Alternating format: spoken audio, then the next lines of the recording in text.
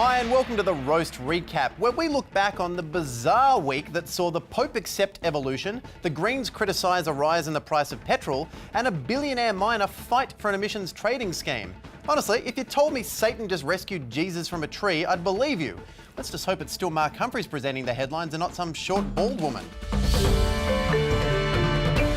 The government's plan to protect the Great Barrier Reef has been slammed by prominent Australian scientists. Fortunately, the government's Minister for Science had a great response.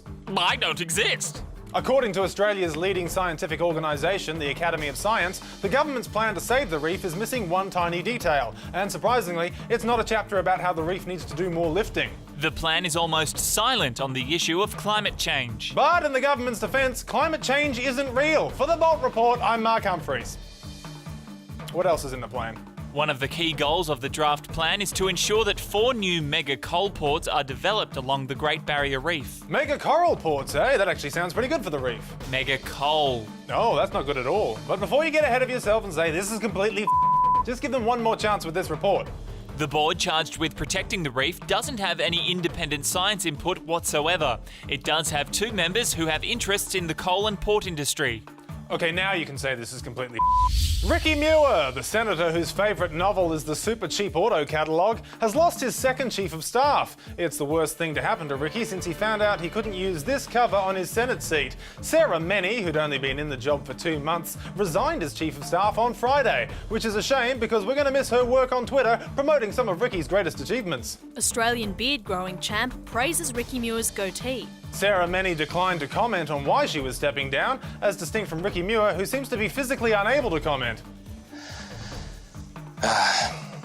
The latest resignation means Muir has now lost 4 staffers after only 4 months of a 6-year Senate term. So if this rate continues, by the time 6 years is up, I assume his chief of staff will be, I don't know, a tyre? And finally, Marvel Studios has announced release dates for 11 new films. In other words, Marvel has just announced 11 new Stan Lee cameos. For the roast, I'm Mark Humphries. Thank you, Mark. Well, of course, the biggest news of the week was Bill Shorten. Yep, no, you heard me correctly. Don't adjust your iView or your TV sets if you're my uncle. Bill Shorten did something this week. He spoke out in favour of gay marriage, which meant we finally got to use the Bill Shorten did something dancers, who up until this week had just been quietly waiting in the wings doing nothing, like some sort of Bill Shorten. I'm a Christian and a supporter of marriage equality under the law. Oh my God, Bill Shorten did something progressive. What do we do in this situation? Is there an alarm or something? No, wait, the dancers! Yes, it's finally time to bring out the Bill Shorten did something dancers! Woo! Take it away!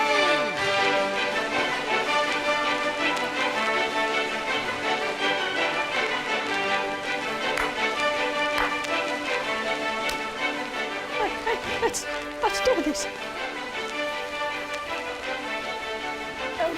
Go. That's the way I made us all. Watch the knees. We couldn't get any younger dancers or what? I was 20 when they hired me for this gig, young man. It could be worse. We could have been the Abbott sent help for Ebola dancers. Yep, and unfortunately for the Abbott sent help for Ebola dancers, they went over to West Africa for a charity gig and now, thanks to the travel ban, are not allowed back. Well, next up, the American film studio responsible for Dallas Buyers Club, the movie that proves acting is 80% weight fluctuation, wants to sue Australian customers who illegally downloaded the film.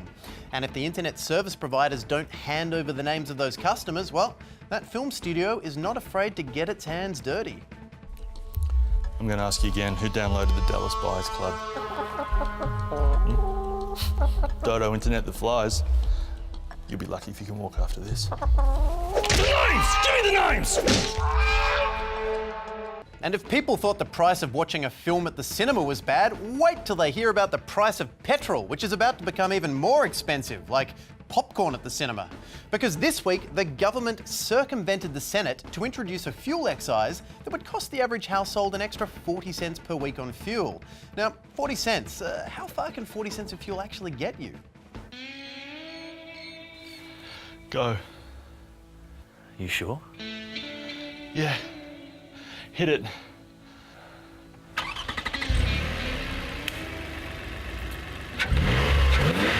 Oh, shit.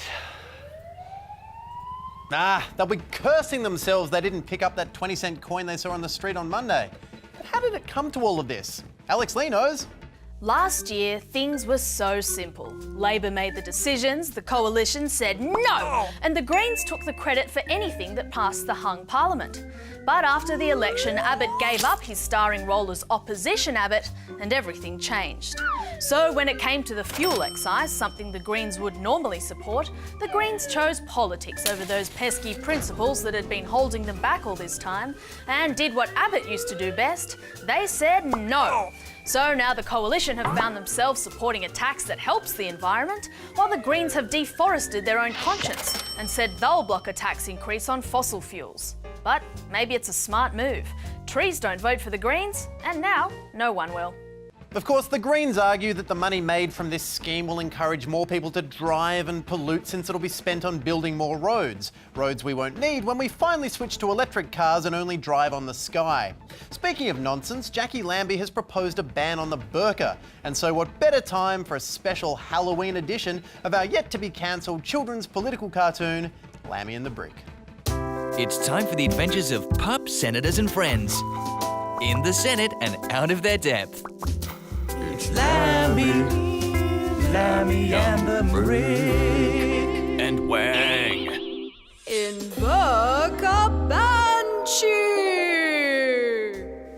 And that's why we should lock up anyone who forces their kid to wear a burqa. All that's left is to give it the Lammy stamp of approval. And now it is a law. Time to go to my Halloween party. Who are you, Brick? Block. Ah, a block. Cool. It's me, Erica Batsman. Had to be sure. You could easily be a terrorist underneath there, Eric. It's me, Sarah Hamster Young. I'm dressed as an Ebola doctor to protest the government's shameful... There's no Ebola in the Quran, silly. Burqa! You!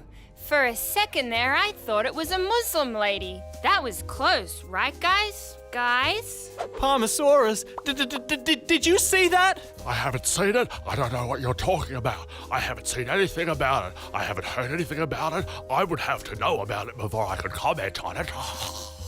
So what are you exactly? I am pure evil. But you're not a Muslim, right? Nope. Then you can stay, big boy. Happy Halloween, everyone! The scariest thing is Lammy thinks she's doing good. Well, that's it for this week, and just in time to celebrate Halloween. First things first, bobbing for apples. All right, here we go. I'm gonna get you, Granny Smith, you tart little minx.